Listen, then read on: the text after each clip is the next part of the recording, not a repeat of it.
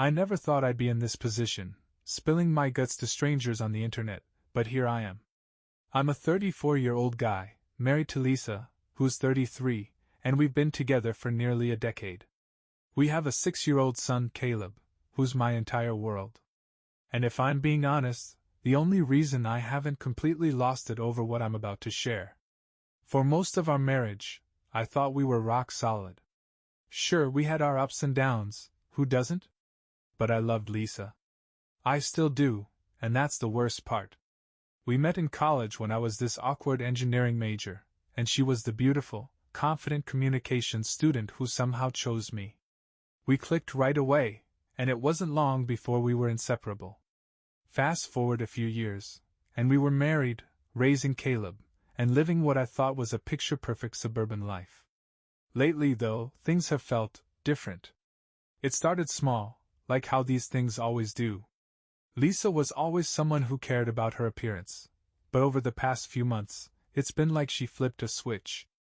She started buying clothes that were more revealing than usual, tight dresses, low-cut tops, things she wouldn't have worn in years. She said it was because she wanted to feel sexy again.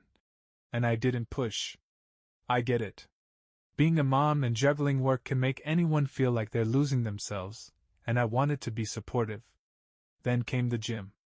Lisa's never been a fitness fanatic, but suddenly she was going 5, 6 times a week. I need my me time, she'd say. I couldn't argue with that. I want her to have time for herself. But it felt excessive. Like, why does someone need to work out for 2 hours when she's never cared about it before? And why does her phone need to be practically surgically attached to her hand while she's there? She'd laugh off my questions with, "You're paranoid," or, "Don't you trust me?" And I did. Or at least I tried to. The real kicker, though, was when she started acting weird about deliveries. Lisa has always been one of those people who loves online shopping, but in the last few weeks, it felt like packages were arriving at our house daily. She jumped to the door whenever the delivery guy showed up, often meeting him outside before he even rang the bell.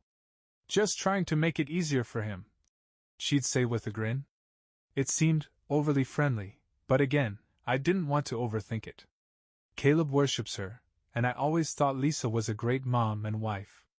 Why would I assume anything else? The last straw was a night I'll never forget. It was last Friday. I'd just gotten home from work, exhausted, and settled in to watch some TV. Caleb was asleep upstairs, and Lisa was bustling around, saying she had some packages arriving. I barely registered it, engrossed in my show. Then I heard voices on the porch, Lisa's laugh, bright and flirty, followed by a deeper voice. I assumed it was just her thanking the delivery guy for whatever box had arrived, but the conversation went on. And on. Curious, I muted the TV. That's when I heard noises. Not just chatting, but unmistakable sounds of kissing and, God, I can't even type it without my hands shaking, moaning. Right there, on the porch, with the delivery guy. My heart sank, but I froze. I didn't know what to do. Should I storm out there? Yell? What if Caleb woke up?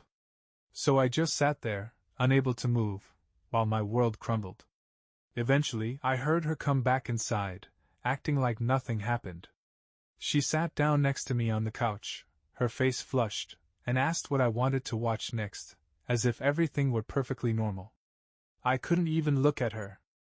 I mumbled something about being tired and went to bed early, my mind racing. I didn't confront her that night. I didn't know how to process it. This woman I trusted with everything, my heart, my son, my life, had just shattered it all in the span of 15 minutes. That was the moment I realized my life was never going to be the same. The next morning, I woke up early, not because I wanted to, but because I hadn't slept all night. My brain was on a loop, replaying everything I'd heard. I kept trying to convince myself I'd imagined it, or maybe it was something innocent that just sounded wrong. But deep down I knew. You don't mistake the sound of your wife hooking up with someone else. Lisa was already up, acting like her usual self. She made Caleb's breakfast, kissed him on the head, and cheerfully asked if I wanted coffee. I couldn't even look her in the eye. My stomach was in knots, but I knew I had to say something. "Hey, Lisa," I started, trying to sound casual, even though my voice cracked. "Who was at the door last night? You seemed to be out there for a while."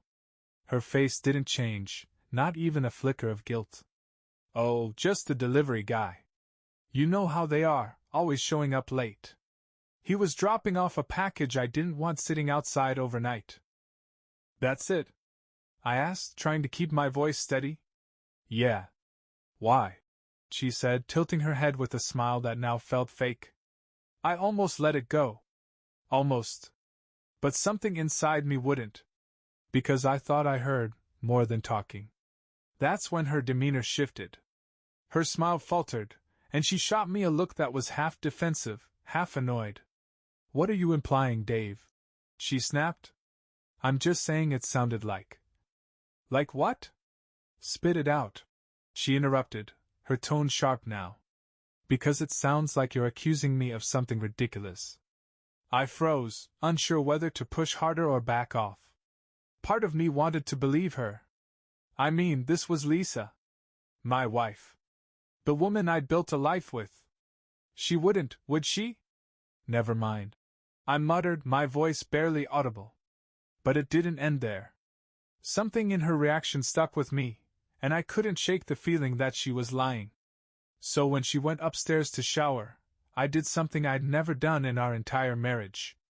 I picked up her phone. Her lock screen didn't give me much, a couple of unread texts, one from someone named Ben, and a few notifications from shopping apps. But the texts from Ben were suspicious. "Ben, last night was amazing. You're incredible. Ben, let me know when I can see you again." My blood ran cold. My hands were shaking as I unlocked her phone. She told me her passcode years ago, and I never thought I'd need it for something like this. I opened their chat, and there it was, a string of messages that confirmed everything I'd feared. Ben wasn't just some random delivery guy. He was someone she'd been seeing for weeks, maybe months. They met at the gym, according to one of her texts, and he made her feel alive again. I scrolled up, seeing everything: flirty messages, suggestive photos, and even plans to meet up when I was at work. I wanted to vomit. I felt like I'd been punched in the gut and couldn't catch my breath. This wasn't just some one-time mistake. It was an affair, and she hadn't even tried to hide it. When Lisa came back downstairs, her hair wet and her face fresh from the shower, I was still sitting there, her phone in my hand. She froze when she saw me, and I could tell she knew immediately what I'd found. "Care to explain this?" I asked, holding up the phone, my voice cold and trembling. Her face turned pale, then flushed red. She opened her mouth like she was about to deny everything, but then something in her snapped. "I guess you found out," she said flatly, crossing her arms. No apology, no remorse. Just indifference. "I guess I found out," I repeated, my voice rising. "That's all you have to say?" "What do you want me to say, Dave?" she shot back. "It's not like our marriage has been perfect. Maybe if you paid more attention to me instead of sitting on the couch every night, this wouldn't have happened." Her words hit me like a freight train. Not only was she not sorry, but now she was blaming me? I couldn't even respond. All I could do was sit there, staring at the woman I thought I knew, as my whole world fell apart. I sat there, stunned, unable to form words. Her words echoed in my head, like they were bouncing off the walls. If you paid more attention to me. She was blaming me for this? For her hooking up with some guy she met at the gym, and God knows who else? My hands clenched the phone so tightly I thought I might break it. "Are you serious right now?" I finally managed to choke out. "You're saying this is my fault?" Lisa rolled her eyes and crossed her arms like I was the one inconveniencing her. "I'm not saying it's your fault, Dave. But maybe if you weren't so checked out all the time, I wouldn't have felt the need to find someone who actually makes me feel wanted." I stood up so fast the chair scraped against the floor. "Checked out? I bust my ass every single day at work to make sure you and Caleb have everything you need. I come home, and I'm here. I'm not out screwing around with random delivery guys. My voice cracked as I said it, but I didn't care. Lower your voice, she hissed, glancing toward the stairs. You'll wake Caleb. Don't you dare bring Caleb into this, I said, my voice dropping but still trembling with anger. He's the only reason I haven't already walked out that door. Her face twisted into something between anger and guilt. Oh, so now you're the martyr? Spare me, Dave. I made a mistake, okay? But maybe you should take a look in the mirror and ask yourself why I felt like I had to go somewhere else to get what I need. I couldn't believe what I was hearing. She was doubling down, twisting the knife even deeper. A mistake? I said bitterly. A mistake is forgetting an anniversary or saying something hurtful in an argument. You don't just accidentally have sex with someone on our porch while I'm sitting in the next room. She flinched at that, and for a split second, I thought I saw regret flicker across her face. But just as quickly it was gone, replaced by defiance. You're being so dramatic, Dave. It wasn't like that. Then tell me what it was like, Lisa, I shouted, throwing my hands in the air. Because from where I'm standing, it looks like you didn't give a damn about me, Caleb, or this marriage. She sighed heavily, like this was the most exhausting conversation she'd ever had. I'm sorry, okay? I'm sorry it happened. I was lonely. I felt unappreciated. Ben made me feel alive again, like I wasn't just someone's wife and mom. You are someone's wife and mom, I snapped. That's not some consolation prize. That's the life we built together. Or was that all just a lie to you? Her face softened for a moment, and for a split second, I thought maybe, she was going to break down and tell me the truth, apologize, beg for forgiveness. But instead, she just shrugged. I don't know, Dave. Maybe we've been fooling ourselves for years. Maybe we just don't work anymore. That was it. That was the moment I knew she wasn't just sorry she got caught, she wasn't sorry at all. She'd already checked out of our marriage, and she didn't even have the decency to be honest about it. I felt the tears welling up, but I refused to let them fall in front of her. You're unbelievable, I said quietly, shaking my head. I don't even know who you are anymore. Lisa looked at me, her expression unreadable, and then she said the one thing that nearly broke me completely. Look, I didn't mean for you to find out like this. But maybe it's for the best. Now we can figure out what we both really want. What I want, I said through gritted teeth, is a wife who respects me, a marriage built on trust, and a family that isn't held together by lies. But I guess that's too much to ask. She didn't respond. She just stood there, staring at me like I was some stranger she barely recognized. And maybe in her mind I was. I turned and walked away, heading upstairs to Caleb's room. I needed to see him, to remind myself why I couldn't just throw everything away, not yet. He was still sleeping, curled up in his little bed, clutching his favorite stuffed dinosaur. My heart ached as I watched him, knowing that no matter what happened between Lisa and me, he didn't deserve any of this. I sat down on the floor next to his bed, feeling the weight of everything crashing down on me. My marriage was over, or if it wasn't, it sure felt like it should be. But then there was Caleb, my innocent little boy, who had no idea how much his world was about to change. And that's when I realized, whatever happened next, I couldn't let him lose his family because of her choices. But how do you even begin to move forward when everything feels so broken? The next morning was suffocatingly quiet. Lisa was in the kitchen making breakfast, the same way she had every morning for the past 9 years, like nothing had happened. Caleb was chattering about something, probably dinosaurs, his latest obsession, and she responded with the same fake cheeriness I'd seen so many times before. It was eerie, like I was watching a play where everyone was pretending everything was fine. I sat at the table, staring at my coffee, trying to figure out what to do next. Part of me wanted to pack a bag, grab Caleb, and leave. But the other part, the bigger part, couldn't bear the thought of ripping his life apart. He was just a kid. He didn't deserve any of this. Are you okay, Daddy? Caleb asked, his big blue eyes full of concern. I forced a smile. Yeah, buddy, I'm okay. Just tired. Lisa glanced at me from the stove, her face unreadable.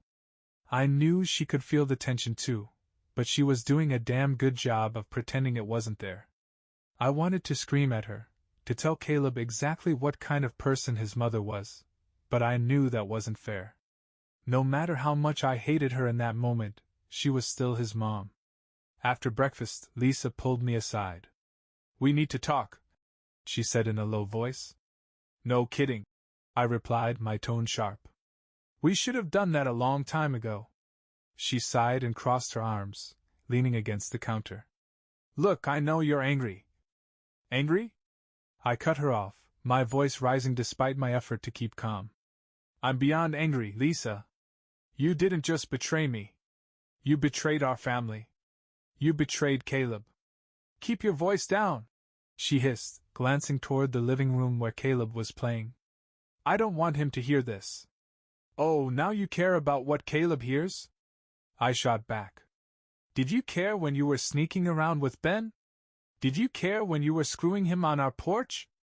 Her face flushed with anger, and for a moment I thought she might explode.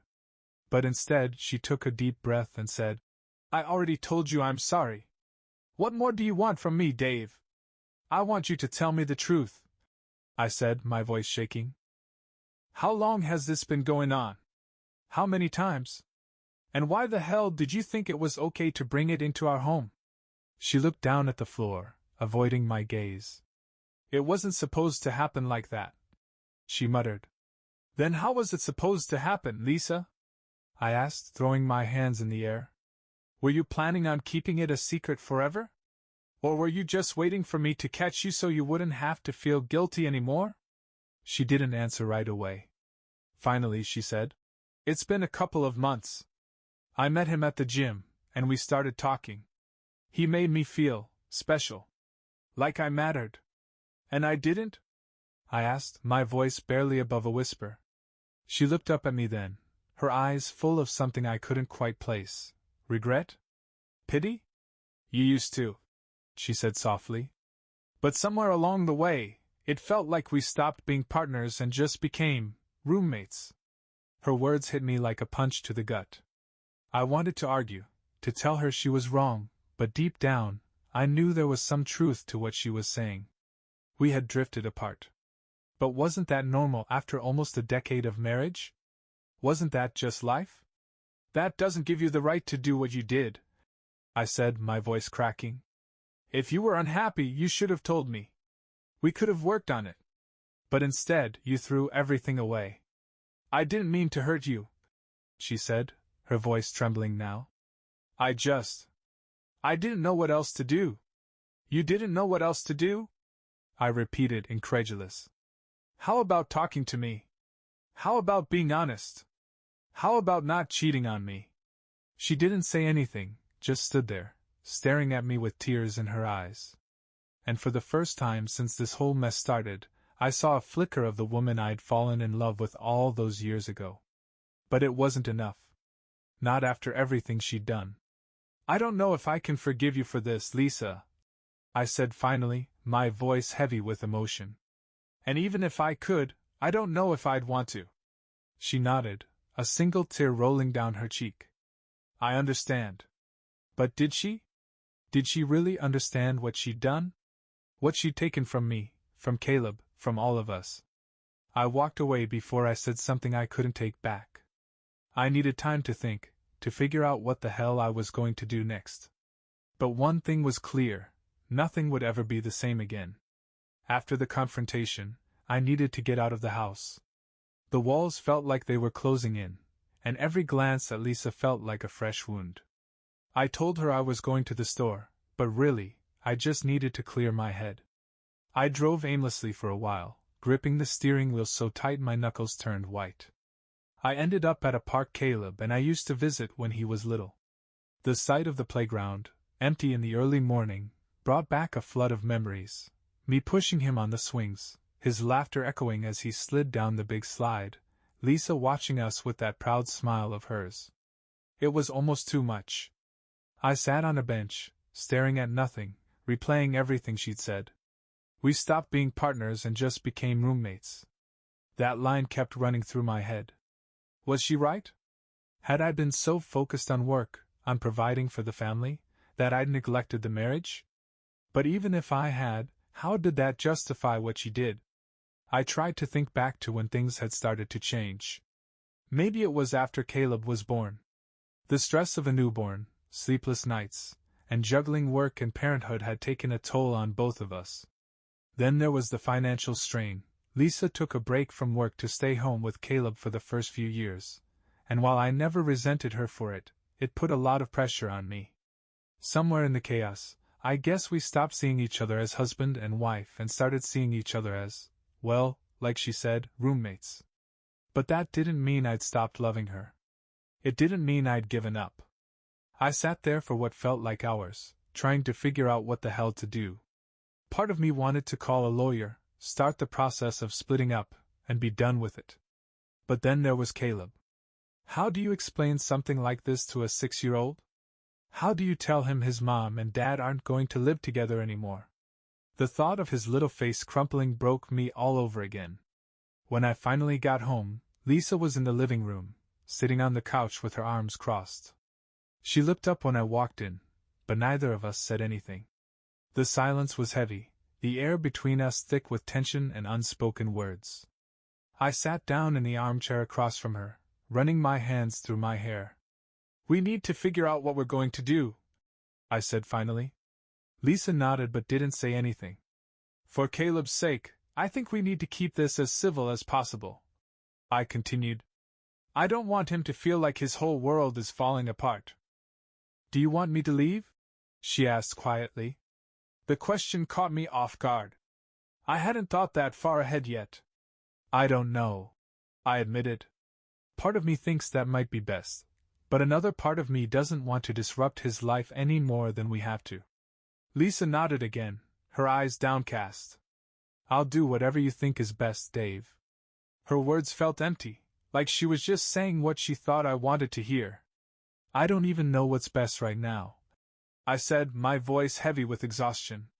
"All I know is I can't keep pretending everything's okay." Lisa looked up at me then, her eyes filled with tears. "I'm sorry," she whispered. "I know you probably don't believe me, but I am." I wanted to believe her. God, I wanted to believe her. But the damage was done, and no amount of apologies could change that. "Sorry doesn't fix this, Lisa," I said quietly. "It doesn't undo what you did. And it doesn't change the fact that I don't know if I can trust you anymore." Her tears started to fall then, and for a moment, I almost felt bad for her. Almost. But then I remembered the messages on her phone, the laughter on the porch, the excuses and lies. "I'll sleep in the guest room for now," I said, standing up. "We'll figure out the rest later." She didn't argue, didn't try to stop me. She just nodded and wiped her eyes, and I walked away, feeling more lost than ever. That night, as I lay in the guest bed staring at the ceiling, I realized something. No matter what happened, no matter how much this hurt, I had to keep it together for Caleb. He deserved at least one parent who wasn't a complete mess. But how do you stay strong when your entire world has been turned upside down? The days that followed felt like walking through a fog. Lisa and I barely spoke, and when we did, it was only about Caleb or the mundane logistics of daily life. "What's for dinner? Did you pay the electric bill? Caleb has a playdate Saturday." Our conversations were transactional, devoid of any warmth or connection. She kept her promise and moved into the guest room. At first, Caleb didn't notice. He was too young to realize that it was unusual for his mom and dad to sleep in separate rooms.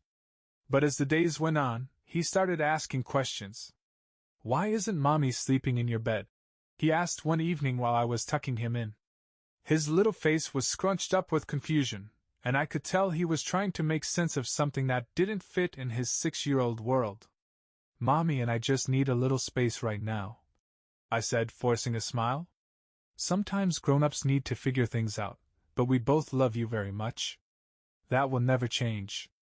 He seemed satisfied with that answer, but I hated the way I had to dance around the truth. He deserved honesty, but how do you explain something like infidelity to a child? You don't. You can't.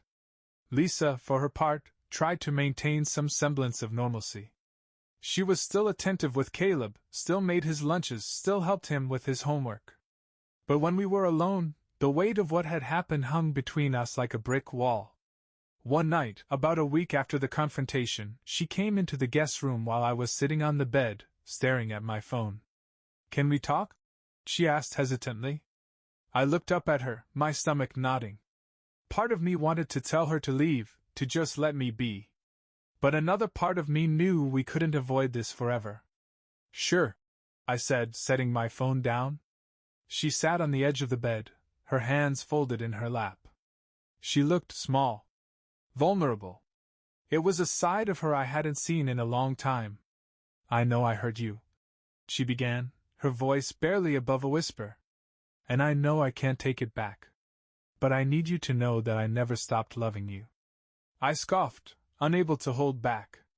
"You have a funny way of showing it." Her eyes filled with tears, but she didn't argue. "I know I screwed up. I let my insecurities and my selfishness take over, and I made the worst mistake of my life. But I don't want to lose you, Dave. I don't want to lose our family." Her words hung in the air, and for a moment I didn't know what to say. I wanted to believe her. I wanted to believe that she was genuinely sorry, that she meant every word. But how could I trust her again? "How do I know this isn't just guilt talking?" I asked. "How do I know you won't turn around and do it again the next time you feel unappreciated?" "I'll do whatever it takes to prove to you that I'm serious," she said, her voice trembling. "Therapy, counseling, whatever you want. I'll cut Ben out of my life completely. I'll delete my gym membership if I have to. Just give me a chance to fix this." I sighed, running a hand through my hair. "You don't just fix something like this, Lisa. It's not that simple." "I know," she said, her tears spilling over now. "But I'm begging you, Dave. Please. For Caleb's sake. For us." Her mention of Caleb hit me like a ton of bricks. As much as I hated what she'd done, the idea of breaking up our family, of Caleb growing up with divorced parents, was almost unbearable. "I don't know if I can forgive you," I said finally. "But for Caleb's sake, I'll think about it. We can try counseling, but this doesn't mean everything goes back to the way it was." Lisa nodded, relief washing over her face. "That's all I'm asking. Just a chance." She left the room after that, and I sat there, feeling like I'd just made a deal with the devil. Was I doing the right thing? Or was I just delaying the inevitable? Lisa wasted no time scheduling a counseling appointment. By the end of the week, we were sitting in an office with beige walls, generic motivational posters, and an awkward silence that felt like it might suffocate me. The therapist, Dr. Miller, was a middle-aged woman with kind eyes and a calm demeanor that felt both reassuring and unnerving. "Thank you both for coming in," she began. "I know this isn't easy, but the fact that you're here means you're willing to work on things, and that's a good start."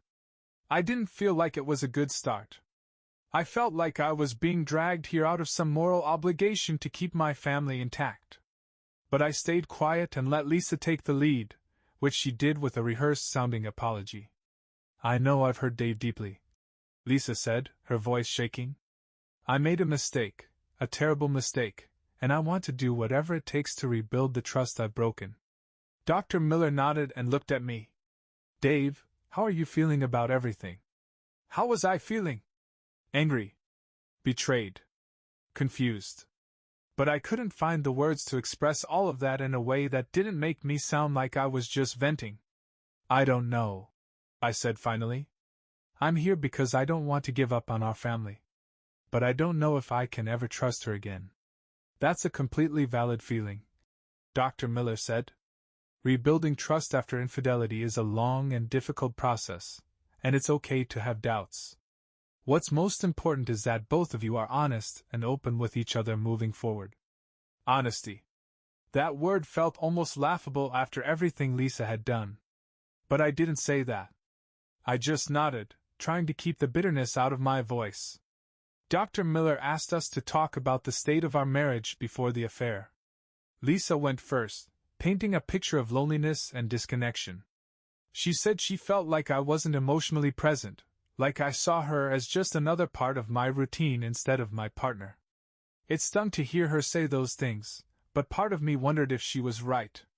When it was my turn, I told my side of the story. I admitted that I'd probably taken her for granted at times, but I also made it clear that nothing justified what she'd done. If she was unhappy, she could have talked to me, I said. Instead, she chose to cheat. Lisa flinched at my words but didn't argue, which surprised me.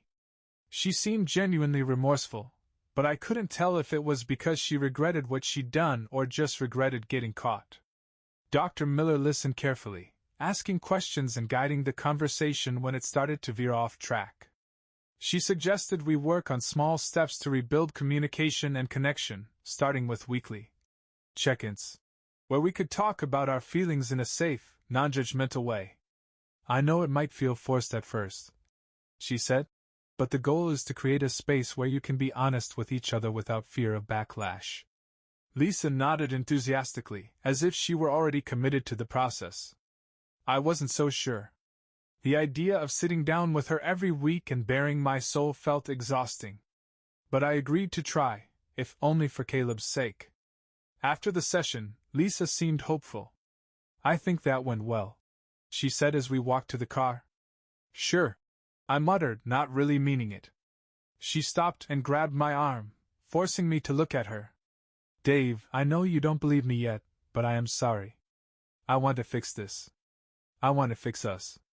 Her eyes were pleading, and for a moment I saw a glimmer of the woman I'd fallen in love with all those years ago. But the wall I'd built around my heart wouldn't let me feel anything but guarded. We'll see, I said finally, pulling my arm away and getting into the car. The ride home was quiet, both of us lost in our own thoughts. For her, maybe it was hope. For me, it was doubt. The first check-in felt like pulling teeth.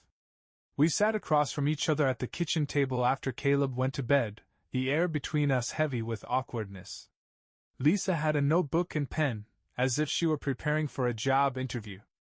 I showed up with nothing but a simmering resentment I couldn't seem to shake. So, she began, glancing nervously at her notes. Dr. Miller suggested we start by sharing how we're feeling this week. I guess I'll go first.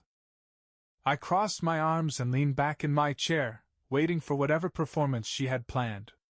I feel conflicted, she said, her voice shaky but earnest. On one hand, I'm grateful we're even having this conversation because I know I don't deserve it.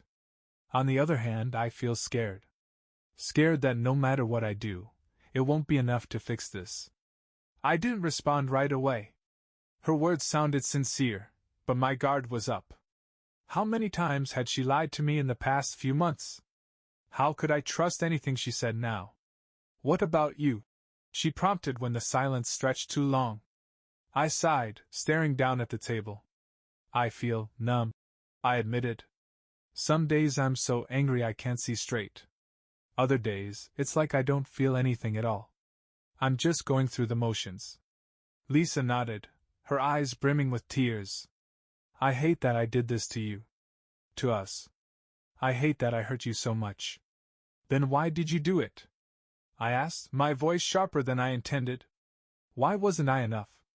Her tears spilled over, and she wiped them away with the back of her hand. I don't know, she whispered. I wish I could give you a simple answer, but there isn't one. I was selfish. I felt neglected, and instead of talking to you about it, I made the worst mistake of my life. Her words hung in the air, and for a moment, I let myself believe she meant them. But the pain was still too fresh, the betrayal too raw. What about Ben? I asked, the name tasting bitter on my tongue. Have you told him it's over? Yes, she said quickly. I blocked his number. I haven't talked to him since that night. I studied her face, searching for any hint of deceit, but all I saw was sadness and regret. Good, I said finally. Because if I ever see him near this house again, I swear to God. You won't, she interrupted, her voice firm.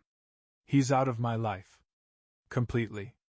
Another silence settled over us, and I realized how much effort it took just to have this conversation. It felt like we were walking on a tightrope, one step away from everything collapsing. "Can I ask you something?" she said after a while. "What?" "Do you think there's any chance we can get through this? I mean, really get through it, not just for Caleb, but for us?" I didn't answer right away. The truth was, I didn't know. Part of me wanted to believe we could rebuild what we'd lost, but another part of me wondered if too much damage had been done. "I don't know," I said finally. "I guess that depends on whether you're willing to do the work. And whether I can find it in myself to forgive you." Her shoulders slumped, but she nodded. "That's fair. I hope you know I'm not giving up on us. No matter how long it takes." The sincerity in her voice caught me off guard, and for a moment, I almost believed her. Almost. But trust isn't something you rebuild overnight, and I wasn't ready to let my guard down just yet. "Let's just take it one day at a time," I said, standing up to end the conversation. She nodded again, and as I walked away, I felt a flicker of something I hadn't felt in a long time. Hope. It was small, fragile, and buried under layers of hurt, but it was there. Maybe this wasn't the end after all. The days blurred into weeks, and we settled into an uneasy routine.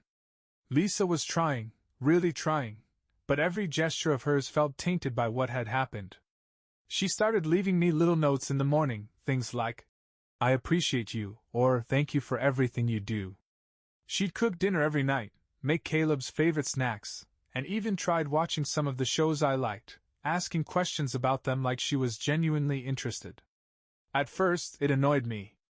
It all felt performative, like she was trying too hard to erase the betrayal with kindness. But then I caught Caleb looking at one of her notes stuck to the fridge.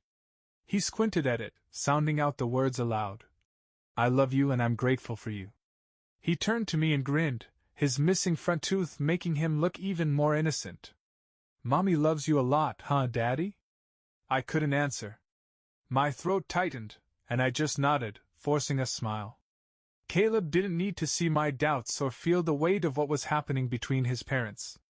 Lisa must have noticed my guarded reaction because later that night, when Caleb was asleep, she approached me cautiously. "Am I overdoing it?" she asked, holding a cup of tea she hadn't touched. "I don't want to suffocate you, but I want you to know I'm serious about making things right." I shrugged. "It's fine," I said, not meeting her eyes. She sat down across from me, her tea steaming between us. "You don't believe me, do you?" I looked at her then, really looked at her. She seemed smaller, like the guilt and shame had hollowed her out. But there was something else there too, determination. "I don't know," I admitted. "Part of me wants to believe you, but the other part keeps reminding me of everything you did. Every lie, every excuse. It's hard to just let that go." "I don't expect you to," she said softly. "I know I have to earn back your trust, and I know it's going to take time. But I'll do whatever it takes." Her words sounded sincere, but the scars were still too fresh. "It's not just about trust," I said, my voice quiet but firm. "It's about respect. You didn't just lie to me, you disrespected me, our marriage, and our family. How do I know you won't do it again the next time you feel unappreciated?" Tears welled up in her eyes, but she didn't look away. "Because I've learned my lesson. I know what I almost lost, and I'm not going to risk it again. I need you to believe me." I didn't respond right away. I wanted to believe her. I wanted to believe that the woman I married was still in there somewhere. But the pain of her betrayal was a constant reminder of how much she'd already taken from me. "I'm trying," I said finally. "But it's going to take more than words." She nodded, wiping her tears. "I understand." For the next few weeks, Lisa kept her word. She went to therapy sessions on her own, in addition to our joint sessions, and even started journaling, something she'd never done before. She showed me the journal once, flipping through pages filled with messy handwriting and raw emotions. It was full of apologies, reflections, and promises to herself to be a better person. "I'm not showing you this to make you feel sorry for me," she said. I just want you to know that I'm taking this seriously. I appreciated the gesture, but I still couldn't shake the lingering doubt. Every time she left the house, I found myself wondering where she was really going. Every time her phone buzzed, I had to fight the urge to grab it and check. One day, during a particularly tense moment in therapy, Dr. Miller asked me a question that stopped me in my tracks. Dave, if Lisa does everything she can to rebuild your trust, do you think you'll ever be able to forgive her? The room went silent as I stared at the floor, searching for an answer. Finally I said, I don't know. I want to say yes, but I'm not there yet. That's okay, Dr. Miller said gently. Forgiveness isn't something you can rush. It's a process, and it's okay to take your time. Lisa nodded, her face a mix of sadness and acceptance. I'll wait, she said. As long as it takes. Her words hung in the air, and for the first time in weeks, I felt a glimmer of hope, not for our marriage, necessarily, but for the possibility that maybe, just maybe, we could find a way to move forward. For a while, things started to feel manageable. The tension in the house was still there, but it wasn't suffocating anymore. Lisa was consistent in her efforts. She checked in with me daily, opened up about her therapy sessions, and didn't flinch when I asked hard questions. I wasn't ready to call it progress, but it was something. Then came the first real test. It happened on a Friday afternoon. I was working from home, trying to wrap up a report, when Lisa came into my office looking nervous. She stood in the doorway, fidgeting with the hem of her sweater. What's up? I asked, glancing up from my laptop. Ben texted me, she said, her voice barely above a whisper. Time stopped. My stomach dropped, and my hands froze on the keyboard. What? I managed to say, my voice sharp. I blocked his number, like I told you, she said quickly. But he used a different phone. It's not my fault. Not your fault? I interrupted, standing up. Lisa, are you kidding me right now? Why didn't you tell me as soon as it happened? I'm telling you now, she said, her voice trembling. I didn't respond. I swear. I didn't even open it. I wanted to tell you first. I stared at her, trying to gauge if she was lying, but her face was a mixture of fear and desperation. Show me the message, I demanded. She hesitated for a moment, then pulled out her phone. She handed it to me, her hands shaking. There it was, a single text from an unknown number. I miss you. Please talk to me. Why didn't you block this number immediately? I asked, my voice cold. I don't know, she admitted, tears welling up in her eyes. I guess I panicked. I didn't want you to think I was hiding something. Well, it sure looks like you are, I snapped, the anger boiling over. You should have blocked him the second you saw his name. You're right, she said, her voice breaking. I should have. I'm sorry. I turned away from her, staring out the window as I tried to collect my thoughts. My mind was racing. Was this a test of her loyalty? A slip-up? Or was she secretly hoping I wouldn't find out? After a long silence, I finally spoke. Block the number. Right now. Without a word, she took her phone, blocked the number, and showed me the screen for confirmation. Done, she said quietly. I sat back down, running a hand through my hair. Lisa, if you want any chance of fixing this, you can't hesitate. You can't hide anything from me, even for a second. Do you understand? I understand, she said, her voice thick with emotion. I'll do better. I promise. The rest of the day was a blur. I couldn't concentrate on work, couldn't focus on anything but that text and what it represented. It was a reminder that no matter how much effort Lisa put into rebuilding our marriage, the shadow of her betrayal would always be there, lurking just beneath the surface. That night, after Caleb went to bed, Lisa approached me again. Can we talk? She asked hesitantly. I nodded, though I wasn't sure what else there was to say. I know I messed up by not blocking him right away, she said, sitting down across from me. But I need you to know that I'm committed to this, to us. I didn't respond to him because I don't want anything to do with him anymore. I only care about fixing what I broke with you. I studied her face, looking for any sign of dishonesty, but all I saw was sincerity. I want to believe you, I said. But every time something like this happens, it sets us back. It makes me wonder if this is even worth it. Her face crumpled, and she reached for my hand. It is worth it, she said. You're worth it. Caleb is worth it. I'll do whatever it takes to prove that to you. I wanted to pull my hand away, to keep the distance between us, but I didn't.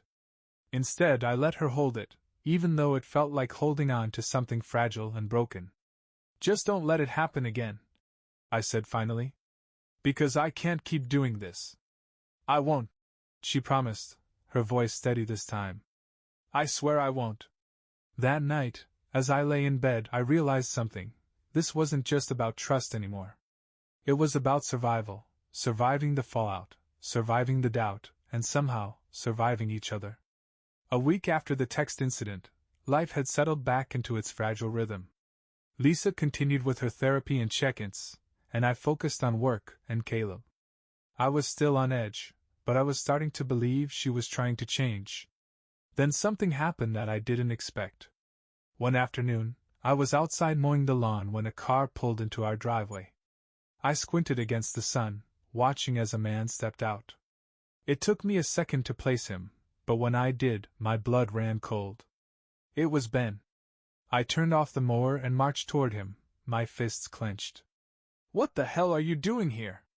I demanded, my voice low and dangerous. He held up his hands in a placating gesture. I'm not here to cause trouble, he said.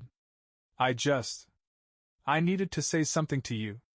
Man to man. I laughed bitterly. Man to man? You've got a lot of nerve showing up here. I know, he said quickly. And I'm sorry. Look, I'm not proud of what happened.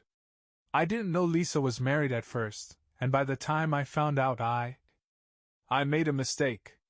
A huge mistake. I stared at him, my anger simmering just below the surface. And you think showing up here is going to fix that? You think I want to hear your excuses? He shook his head. No. I'm not making excuses. I'm owning up to what I did. I've been thinking about it a lot, and I realize how much damage I caused, not just to you, but to your family. I feel terrible about it, and I needed to tell you that in person. I didn't know how to respond. Part of me wanted to punch him, to make him feel even a fraction of the pain he'd caused. But another part of me, one I wasn't ready to acknowledge, respected the fact that he'd come to face me. Well, congratulations, I said finally. You've apologized. Now get off my property. He nodded, his expression serious. I get it. I'll leave. But I just wanted to say one more thing. Lisa loves you. She talked about you all the time. Even when things were happening between us, I could tell she wasn't over you. I'm not saying that excuses what she did, but I thought you should know. His words caught me off guard, and I hated how much they affected me. I didn't want to believe anything he said, but there was something about the way he said it, almost like he regretted being part of it as much as I regretted it happening. Get out of here, I said, my voice flat. He nodded again and walked back to his car. As he drove away, I stood there, trying to process what had just happened. When I went inside, Lisa was in the kitchen, chopping vegetables for dinner.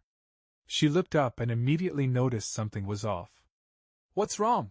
She asked, her hands pausing mid-chop. Ben was here, I said, watching her reaction closely. Her face paled, and the knife clattered onto the cutting board. What? Why? He said he wanted to apologize, I said. And he told me you talked about me. That you love me. Tears welled up in her eyes, and she stepped closer to me. I do love you, Dave. I never stopped. I know I've done everything to make you doubt that, but it's true. I shook my head, feeling the weight of everything pressing down on me. Why does it take hitting rock bottom for you to realize that? Why couldn't you see it before you destroyed everything? She didn't have an answer. She just stood there, her eyes filled with regret and desperation. I don't know what to do with this, Lisa, I said finally. I don't know if his apology means anything. I don't know if your love means anything anymore. It does, she whispered. And I'll spend the rest of my life proving that to you if I have to. I didn't respond.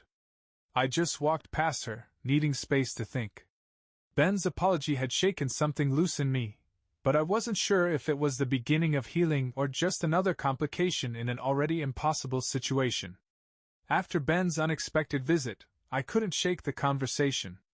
His apology played on a loop in my mind, along with his comment about Lisa talking about me. It should have meant something, but instead, it left me feeling hollow. The cracks in our marriage had grown so deep, I wasn't sure if they could ever be repaired. Lisa sensed the shift in me immediately. She'd been cautious around me since Ben's visit, as if afraid to say or do the wrong thing. That night, after Caleb was asleep, she brought it up. I know what you're thinking, she said, sitting down beside me on the couch. You're wondering if what Ben said changes anything. I didn't answer right away. Instead, I stared at the blank TV screen, my thoughts racing. I'm wondering if any of this even matters, I said finally. He says you talked about me. You say you love me. But what does that mean when you were still sneaking around behind my back? Her face crumpled, but I kept going. You say you love me, Lisa, but love doesn't look like this. Love doesn't destroy everything in its path. Love doesn't leave me questioning everything I thought I knew about my life. I know, she whispered, her voice barely audible. I know I broke your trust. I know I hurt you in ways I can't take back. But I swear to you, I never stopped loving you. Even when I was at my worst, even when I was doing things I'm ashamed of, I still loved you. I laughed bitterly. That's not love. That's selfishness. You loved the idea of me, maybe, but not enough to respect me. Her tears started falling then, but I didn't feel the satisfaction I thought I would. Instead, I felt exhausted, like the weight of everything was finally crushing me. I don't know if I can keep doing this, Lisa. I don't know if I can ever forgive you. She reached out, her hand brushing mine, but I pulled away. Dave, please, she begged. I know I can't undo what I've done, but I'm trying. I'm trying so hard to be better, for you, for Caleb, for us. Please don't give up on me. Her words hung in the air, heavy and suffocating. Part of me wanted to believe her. Part of me wanted to let go of the anger and just move on. But the other part, the part that had been shattered by her betrayal, wasn't ready to let her back in. I'm not giving up, I said finally, my voice tired and hollow. But I don't know if I'm staying for the right reasons anymore. I don't know if I'm staying because I love you or because I don't want to hurt Caleb. She flinched, but she didn't argue. Instead, she nodded slowly, her tears still falling. I'll take whatever you can give me, she said. Even if it's just for Caleb. I'll keep trying. I didn't respond. I didn't know how. The foundation of our marriage felt like it was built on sand, and every step we took threatened to collapse it further. But for Caleb's sake, I kept walking, even as the cracks deepened beneath us. That night, I lay awake in the guest room, staring at the ceiling. The idea of forgiving Lisa felt impossible, but the thought of letting her go felt just as unbearable. I was stuck in a limbo of pain and doubt, and I had no idea how to move forward. The next morning, Caleb broke the fragile silence in the house with a question I wasn't prepared for. We were sitting at the breakfast table, and he looked up from his bowl of cereal, his wide eyes curious and innocent. Daddy, are you mad at Mommy? I nearly choked on my coffee. Lisa froze mid-pour, the orange juice trembling in her hand. Caleb's question hung in the air, too heavy for the little boy who'd asked it. Why do you ask that, buddy? I said, trying to keep my voice steady. He shrugged, stirring his cereal with his spoon. You don't hug her anymore. And you don't laugh with her like you used to. Lisa turned away, setting the orange juice down on the counter with a shaky hand. I glanced at her back, her shoulders hunched, and then back at Caleb.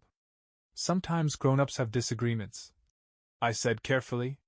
It doesn't mean we don't love each other or you. Caleb frowned. But you don't look happy. His words hit me like a punch to the gut. He was 6 years old, too young to understand what was happening, but old enough to feel the tension radiating from both of us. I hated that he could see it, that we couldn't shield him from the fallout of Lisa's betrayal. "Caleb," Lisa said softly, turning around with tears in her eyes. "Mommy and Daddy love you so much. No matter what happens, that will never change." He looked at her, then at me, his little brow furrowed in confusion. "Okay," he said finally, but I could tell he wasn't satisfied with the answer. He didn't press further, though, and I was grateful for that small mercy. After breakfast, Caleb went to play with his toys, and Lisa and I were left alone in the kitchen. She leaned against the counter, her arms crossed, her face pale. "He's noticing," she said, her voice barely above a whisper. "I know," I replied, staring down at my empty coffee mug. "I don't want him to grow up in a house full of anger," she continued. "I don't want him to think this is normal." "Neither do I," I said. "But that's where we are right now. And we can't pretend everything's fine just for his sake." Her shoulders slumped, and she nodded. "What do we do then?" I sighed, running a hand through my hair. "We keep working on it. We keep going to therapy. We try to be civil, at least when he's around." "And when he's not around?" she asked, her voice trembling. I didn't answer. I didn't know how to. The truth was, I wasn't sure what civil looked like anymore. The idea of putting on a happy face for Caleb felt like a lie, but I didn't want him growing up in a house filled with resentment and silence either. Lisa stepped closer, her eyes pleading. "Dave, I'll do whatever it takes. For Caleb. For you. Just tell me what to do." "I don't know, Lisa," I said, my voice heavy with exhaustion. "I'm just trying to get through each day." She nodded, her tears threatening to spill over. "Then I'll keep trying. Even if it's just one day at a time." I didn't respond, and the silence stretched between us, filled with all the things we couldn't say. Caleb's question had shaken something loose in both of us, but it also made one thing painfully clear: this wasn't just about us anymore. It was about the little boy who deserved better than the mess we'd made. That evening, as I tucked Caleb into bed, he grabbed my hand and looked up at me with those big, trusting eyes. "Are you and Mommy gonna be okay?" he asked quietly. I froze for a moment, my heart twisting in my chest. "We're trying, buddy," I said, brushing his hair back gently. "It's not always easy, but we're trying." He nodded, seeming to accept my answer, but his little hand clung to mine for a moment longer than usual. I stayed with him until he fell asleep, watching his chest rise and fall, and wondered if we could ever truly give him the stability he deserved. When I went back downstairs, Lisa was sitting on the couch, flipping through a photo album. She looked up when I entered, her face soft with a mix of nostalgia and pain. "I found this while I was cleaning," she said, motioning for me to sit. I hesitated but eventually joined her. The album was one I hadn't seen in years, pictures from when we were younger, before the weight of life had settled on our shoulders. There was a photo of us from our honeymoon, both of us grinning ear to ear on a beach, completely carefree. Another of us at Caleb's first birthday party, laughing as he smashed cake all over his face. "We were happy once," she said, her voice thick with emotion. "Really happy." I nodded, my eyes lingering on a picture of Caleb in Lisa's arms, his little face smeared with frosting. "Yeah, we were." "What happened to us, Dave?" she asked, her voice breaking. "How did we get here?" I sighed, leaning back against the couch. "Life happened, I guess. Stress. Responsibilities. We stopped making time for each other. And I handled it in the worst way possible," she admitted, tears streaming down her face. "I don't deserve a second chance. I know that. But I want one anyway." I looked at her, and for the first time in weeks, I felt a flicker of something other than anger. It wasn't forgiveness, not yet, but it was a tiny crack in the wall I'd built around myself. "I don't know if I can ever forget what you did," I said honestly. "And I don't know if I'll ever fully trust you again. But for Caleb's sake, I'm willing to keep trying." Her breath hitched, and she reached for my hand. This time, I didn't pull away. That's all I can ask for, she said softly. We sat there for a while, flipping through the photos, letting the memories remind us of what we once had. It wasn't a magical fix, and it didn't erase the pain, but it was a start, a fragile step forward in a long and uncertain journey. As I went to bed that night, I realized that rebuilding our marriage wasn't just about forgiving Lisa or trusting her again. It was about figuring out if the love we once had was strong enough to survive the storm. The next few weeks were different. Not perfect, not even close, but different. Lisa's efforts to rebuild trust felt more genuine. She became an open book, sharing her location whenever she went out, leaving her phone unlocked and in plain sight, and continuing therapy religiously. She didn't just say she was sorry anymore, she was showing it in the ways that mattered. One evening, after Caleb was asleep, she sat down next to me at the kitchen table. "I want to tell you something," she said, her voice steady but nervous. I put down the report I was reviewing and gave her my attention. "What is it?" "I've been thinking about why I did what I did," she began, fiddling with the edge of her sleeve.